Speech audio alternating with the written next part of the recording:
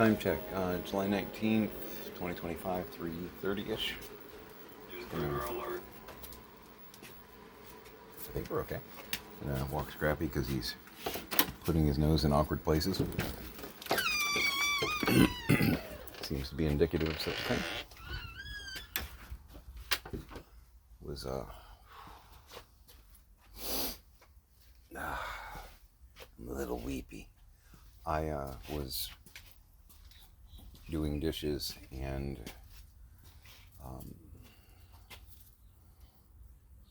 this wasp. Do not attempt to touch me. I was listening to a capture that we did a while back on YouTube of Jekyll and Hyde, the 95 tour. And a couple scenes in there still get me. I still want to do the show. I know I'm 54, but I think I'm energetic enough to where I could actually pull off a Jekyll. I know the clock's ticking on that, but I'm quite passionate about it. It's funny, I was thinking about it the other day, watching my dad go through everything.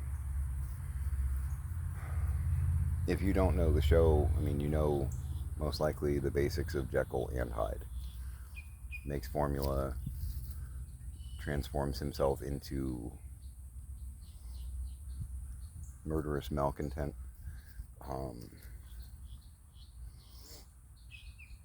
And I don't recall this being in the original Wells manuscript, so to speak. But in this, he is, of course, a scientist, Jekyll. Henry John Jekyll. Was it Henry John Albert Jekyll, I think?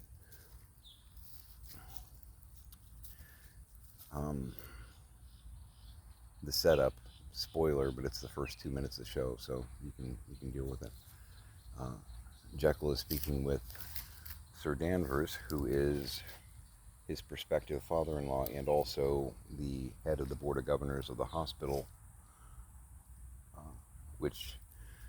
through which Jekyll works.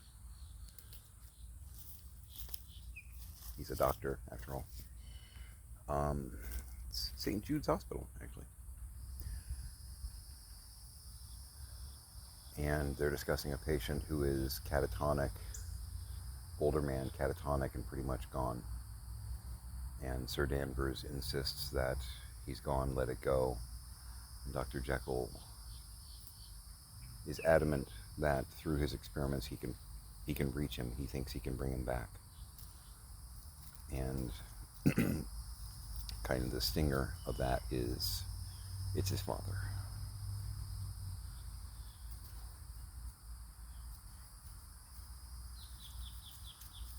So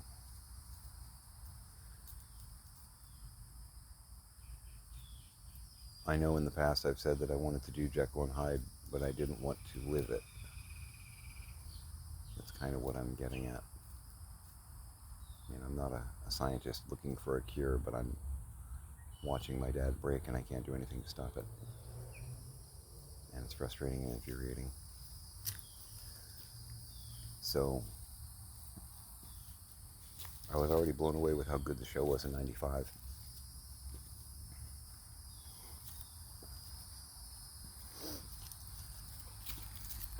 Saw it once on purpose. I had already heard some music to it and was wanting to see it when it came to town. So I went once on purpose, got to see it once accidentally, and was given a third ticket as a gift from someone who knew that I wanted to see it really badly and didn't realize that I had already made, because you have to order in advance anyway, typically. Didn't realize that I had already made other arrangements and seen it twice, or she might not have done that, but I'm really glad that she did. My ex-wife. The seats were horrible, because at the time she didn't really understand seat buying, so to speak. They were the cheaper seats. I don't fault her for that, because we weren't loaded.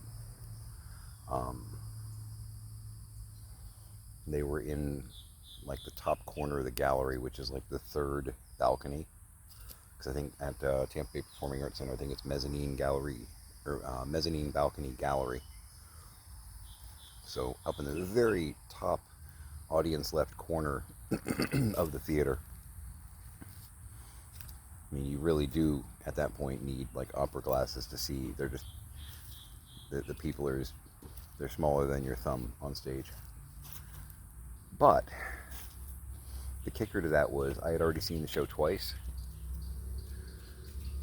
Already had a working knowledge of the music anyway, and that gave me. See, this is even what I told her at the time, and she was just like, she was angry the whole time because I had already seen the show, and it was like, you already saw the show. This is pointless. It's like, if it's something you love, you don't mind, doing it again.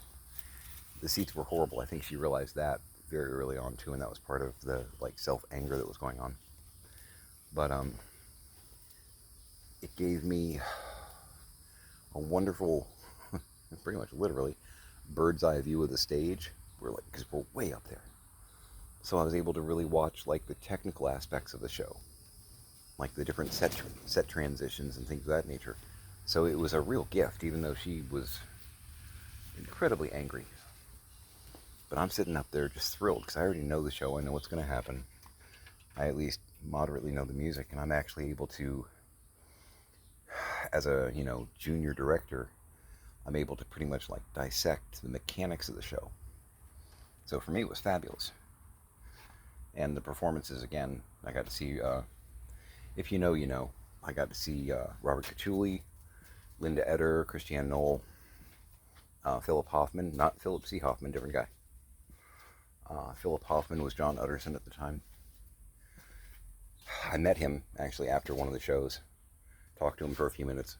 Utterly charming. I know the most recent thing that I saw him do was a few years back. He was in a tour of Cabaret. He was Herr Schultz. I saw some stuff on YouTube. And fantastic as always. I think he was in a tour of Hairspray as well. Ready to go in? Oi. This way.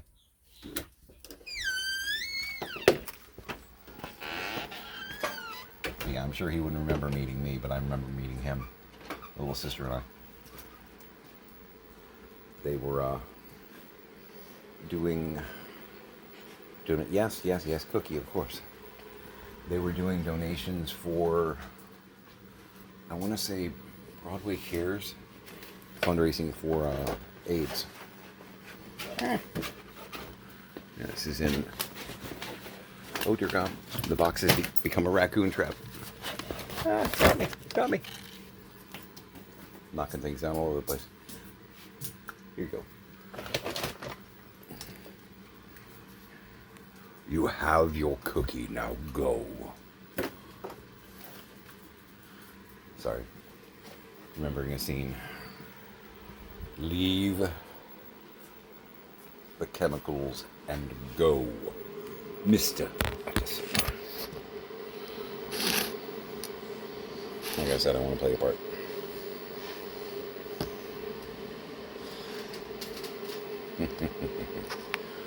What have I done with Jekyll? What have I done with Jekyll? Anyway, I can see that you will not be willing to leave without seeing him. Very well. Anyway, there's like 18 versions of the script. Kind of free riffing there, but you get the gist. Anyway,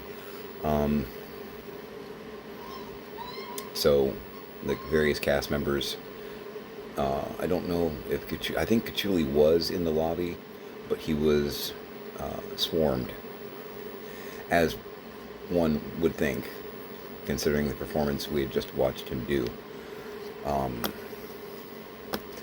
So of the 3 times that I saw the show, one of them was an understudy show. It was a matinee. So of the 3 times that I saw Jekyll and Hyde, just for trivia's sake, 2 of those times I saw Robert Cacciuli. One of them was Rob Evan, who I believe was one of the main ones when they got to Broadway. Still excellent. Robert Cacciuli, though, holy cats. Um, Linda Eder, amazing. Christiane Knoll, amazing. Um, but it was funny to my little sister and I because we're looking around and there a lot of the cast members like have actual hats, like hat collection, like they're holding the hat, please put money in here. And so I want to say Linda Eder, of course she's getting swarmed because Linda Eder, plus have you seen her costume? Robert Cachuli, they're swarmed. I don't even know if they're getting donations so much as people just trying to fondle them. And Philip Hoffman, John Utterson, what a great character, what a great performance. I mean, he's one of the principal characters. He's Jekyll's best friend, for Christ's sake. He's not, I'm chorus number 6 in the Dregs or Red Rat scene. I'm dancer number 19. He's John Utterson. He doesn't have any solos, but he has like 3 or 4 duets, couple quartets, bunch of ensemble stuff. He's a major player. He's just standing there all by his onesie,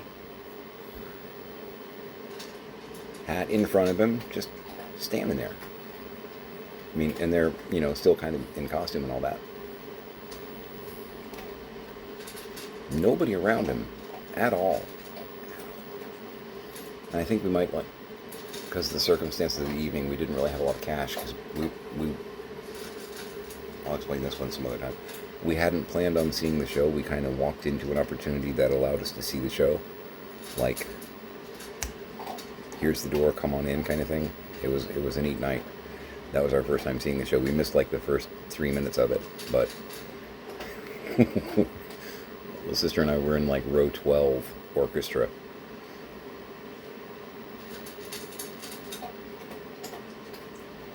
Just slightly off center.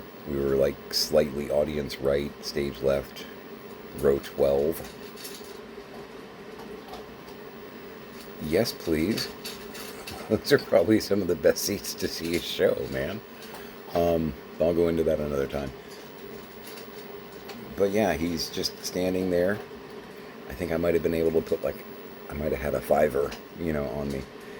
And we're just like, I think I even said to him at one point, I'm like, how are you not getting swarmed? Every one of your principal cast was just amazing on stage. I do not understand the amount of neglect going on where you're concerned, because you were phenomenal.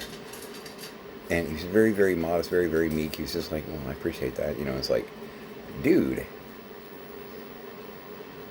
what the hell is wrong with these people?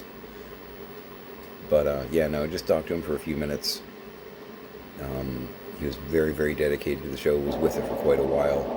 And as far as I know, he's still kicking. Like I said, last I heard was a few years back. He was touring, this is 30 years ago now.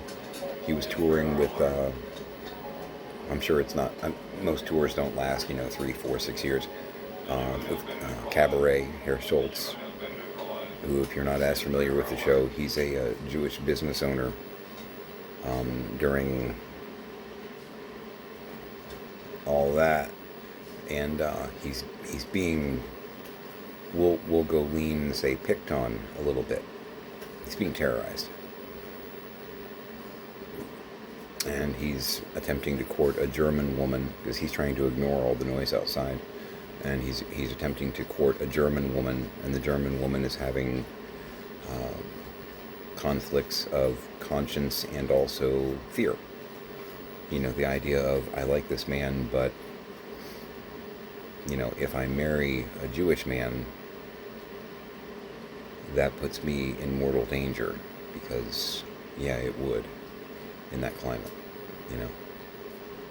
That's another show that's really disturbingly topical right now.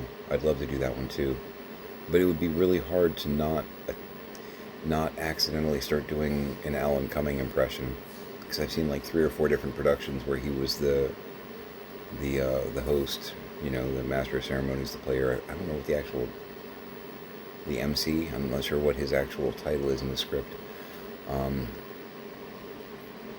his performance, and God bless Joel Grey, but the film version versus the more recent stage adaptations are kind of worlds apart in the way that they're presented. And a lot of the thematics are kind of... The film version goes a lot later, because I think 70s film, I don't think they could floor it. I think there might have been some don't go there kind of restraints on the production. I don't know that, but to me there's some rather drastic differences in intensity and theming. But yeah, Alan Cummings' performance is just... He's won a few Tonys for it, so he might be okay. But I feel like he's kind of set the new standard for the part, which... It's intimidating when... And I can say this both from doing Rent and Rocky Horror.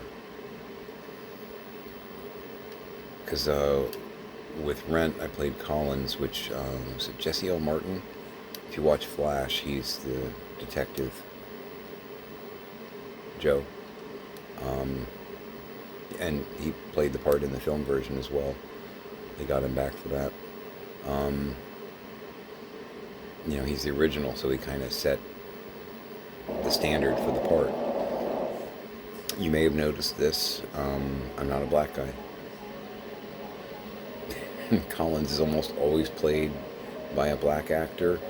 I've seen him played by a brown actor of Latin. I saw an Asian Collins one time.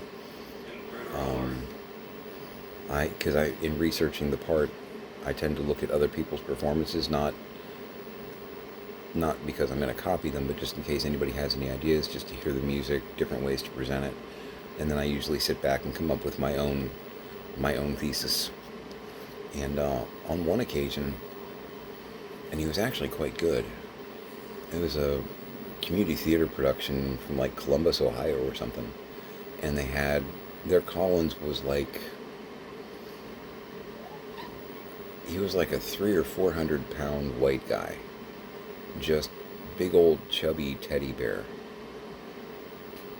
But he was kind of adorable in the part. But it was also encouraging because it's like, ooh, a white guy,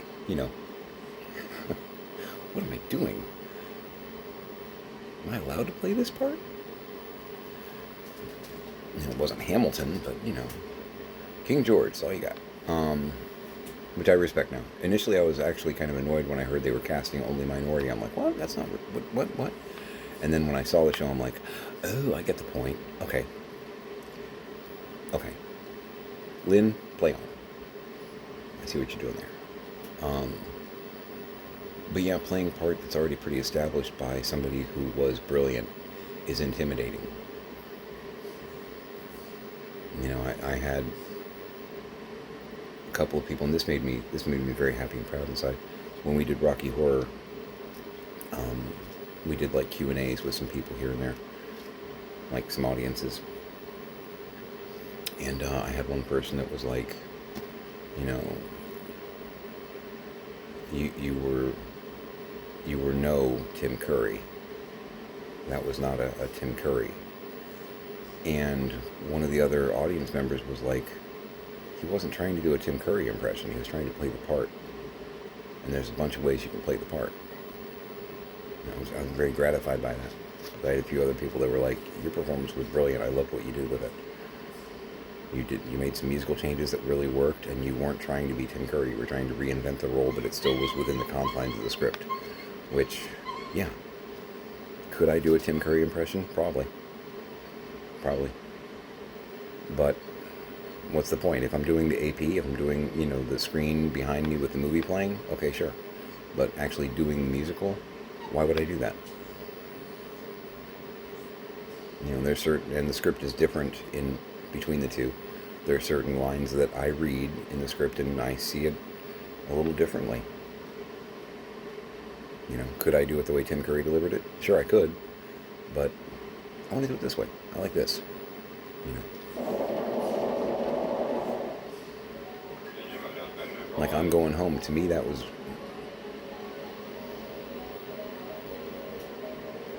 almost a confession, because from the film version, I'm going home almost as him trying to con Riff Raff and Magenta.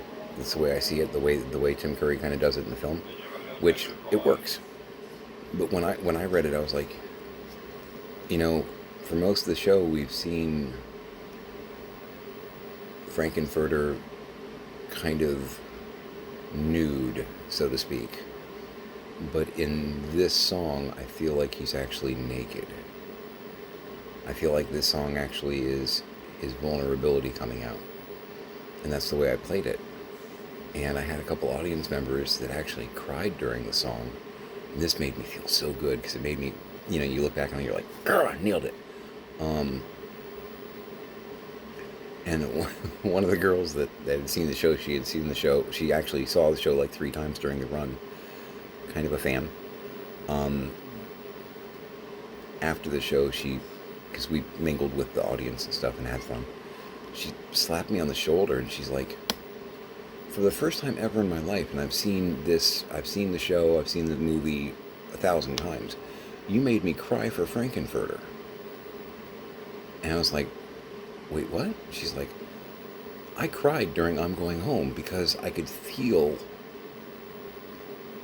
you were emoting, and I could feel his pain, his emptiness, and it just,